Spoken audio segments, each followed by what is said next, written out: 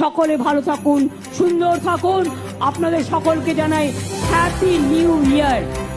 নতুন বছর আসছে, সবার জন্য শুভকামনা করে, সবার জন্য শুভকামনা করে অত্যাচার বিদায় হোক, জঙ্গি হানা বিদায় হোক, যুদ্ধ বিদায় হোক, দাঙ্গা বিদায় হোক, কুৎসা বিদায় হোক, অপপ্রচার বিদায় হোক, চক্রান্ত বিদায় হোক, মানুষের জয় হোক।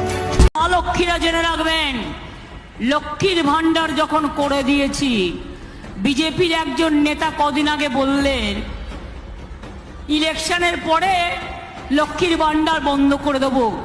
আমি বললাম তোদের কত সাহস আছে আমি দেখব। লক্ষ্মীর ভান্ডার শুধু চলবে তাই নয়, এটা আমাদের টাকায়, শুধু চলবে তাই নয়, 60 বছর বয়সেও এটা চলবে যতদিন বেঁচে থাকবেন। মা বোনেরা যতদিন বেঁচে থাকবেন ততদিন আপনারা লক্ষ্মীর ভান্ডার পাবেন। যাদের যাদের এখনো হয়নি, আমি ইলেকশনের পরে আবার একটা দুয়ারে সরকার করে দেব, সেখানে গিয়ে নাম লিখিয়ে এটা করে নেবেন। অর্থাৎ আগে ছিল 60 বছর পর্যন্ত, এখনো আমি এটা করে দিয়েছি একেবারে সারা জীবন ভোর। আপনার একটা সম্মান, একটা আত্মসম্মান। লক্ষ্মীর ভান্ডারের মা বোনেদের বলবো, এই লক্ষ্মীর ভান্ডার যারা পাচ্ছেন এবং যারা এখনো পাননি, যারা পাবেন, মনে রাখবেন শুধু 60 বছর পর্যন্ত নয়, যতদিন বেঁচে থাকবেন ততদিন এই ভাতা পেয়ে যাবেন। অর্থাৎ সারা জীবনের জন্য।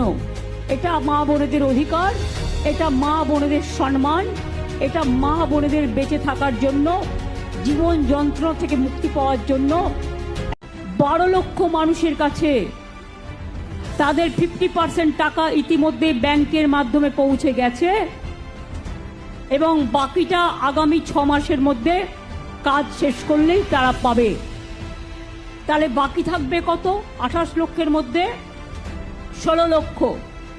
এই 16 লক্ষ মানুষের নাম যাদের আছে তাদের আমি বলি ঘাবড়াবেন না, আমি আগামী 1.5 বছরের মধ্যে এই 16 লক্ষ বাড়ির ব্যবস্থাও করে দেব, যাতে আপনারা একটা মাথা গোজার স্থান পান।